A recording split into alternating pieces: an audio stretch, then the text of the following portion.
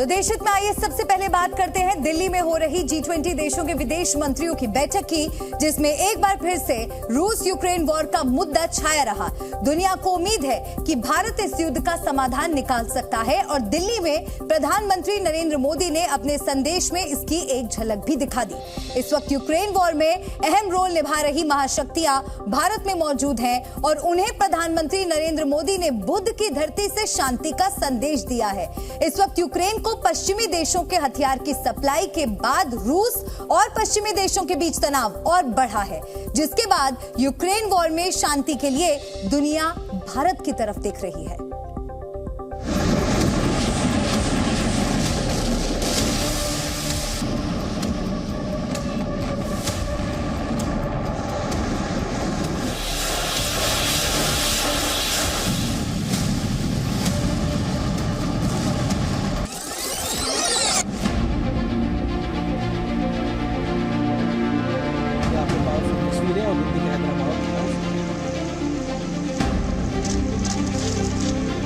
दुनिया में मची युद्ध वाली हलचल के बीच भारत की राजधानी दिल्ली में दुनिया के 20 ताकतवर देशों के विदेश मंत्री इकट्ठे हुए तो सारी दुनिया की नजर दिल्ली पर टिक गई। महाशक्तियों के विवाद से लेकर विकासशील देशों की समस्याओं तक हर बात की चर्चा हुई। यूक्रेन वॉर के 1 साल पूरा होने के बाद पहली बार अमेरिका के विदेश मंत्री एंटनी ब्लिंकन और रूस के विदेश मंत्री सर्गेई लावरोव आमने सामने थे। अमेरिका में चीन का बलून F-35 से उड़ाने के बाद पहली बार ब्लिंकन का सामना चीन के विदेश मंत्री किम गैंग से होना था। ऐसे में भारत की मेजबानी में दुनिया को उन तमाम समस्याओं पर चर्चा की उम्मीद थी जिनसे इस वक्त दुनिया दो चार हो रही है।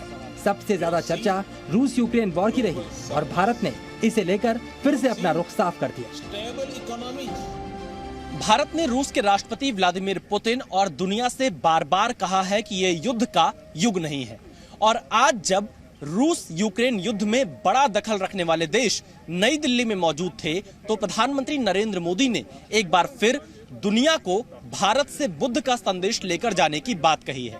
प्रधानमंत्री के इन शब्दों में भारत का रुख भी छिपा है और इसके अलावा इस बयान से यह भी साफ हो जाता है कि आखिरकार पूरी दुनिया को इस बात की उम्मीद भारत से ही है कि भारत रूस यूक्रेन युद्ध को रुकवा सकता है। चलिए अब हम आपको बताते हैं प्रधानमंत्री नरेंद्र मोदी ने G20 देशों के विदेश मंत्रियों को क्या संदेश दिया है। इस संदेश में प्रधानमंत्री मोदी ने सीधे सीधे यूक्रेन वॉर का जिक्र नहीं किया, लेकिन उन्होंने भारत की धरती की विशेषता बताई। और ये बात दुनिया भी जानती है कि बुद्ध और गांधी की धरती से सिर्फ और सिर्फ शांति का संदेश मिलेगा। As you meet in the land of Gandhi and the Buddha, I pray that you will draw inspiration from India's civilizational ethos to focus not on what divides us, but on what unites us. प्रधानमंत्री मोदी ने भले ही G20 के विदेश मंत्रियों की बैठक को संबोधित करते हुए यूक्रेन वॉर का जिक्र ना किया हो, लेकिन गुरुवार को ही इटली की प्रधानमंत्री के साथ ज्वाइंट स्टेटमेंट में उन्होंने खुलकर रूस यूक्रेन वॉर के साइड इफेक्ट्स दुनिया को बता दिए। रूस यूक्रेन वॉर के बाद दुनिया में फैली खाद्य समस्या और एनर्जी क्राइसिस से यूरोपीय देश भी प्रभावित हुए हैं। प्रधानमंत्री मोदी ने साफ कर दिया कि G20 की अध्यक्षता कर रहे भारत की प्राथमिकता इस समस्या का समाधान है। यूक्रेन संघर्ष से उत्पन्न फूड, फ्यूल और फर्टिलाइजर के क्राइसिस से सभी देश प्रभावित हुए हैं। विकासशील देशों पर इनका विशेष रूप से नकारात्मक प्रभाव पड़ा है। हमने इस बारे में अपनी साझा चिंता व्यक्त की। इन समस्याओं के समाधान के लिए हमने संयुक्त प्रयासों पर बल दिया। भारत की G20 अध्यक्षता में भी हम इस विषय को प्राथमिकता दे रहे हैं। इससे पहले प्रधानमंत्री मोदी ने रूस के राष्ट्रपति व्लादिमीर पुतिन के सामने भी कहा था, ये युद्ध का युग नहीं है, जिसे दुनिया के तमाम बड़े नेताओं ने दोहराया भी था। एक बार फिर से जब भारत में दुनिया के बड़े देशों के विदेश मंत्री मौजूद थे, तब भी मोदी ने यही बात दोहराई है। दुनिया को भारत से उम्मीद है, तो भारत ने भी हर संभव प्रयास की बात कही है। यूक्रेन संघर्ष के शुरुआत से ही भारत ने यह स्पष्ट किया है कि इस विवाद को केवल डायलॉग और डिप्लोमेसी के जरिए ही सुलझाया जा सकता है और भारत किसी भी शांति प्रक्रिया में योगदान देने के लिए पूर्ण रूप से तैयार है।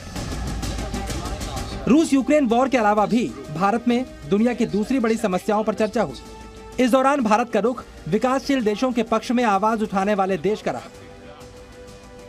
भारत इस बार G20 की अध्यक्षता कर रहा है और G20 के सदस्य देशों के अलावा 9 देश मेहमान के तौर पर G20 की इस बैठक में आमंत्रित किए गए थे। इस दौरान तमाम बड़े मुद्दों पर चर्चा हुई और कई देशों ने रूस यूक्रेन युद्ध के मुद्दे पर भी फोकस किया।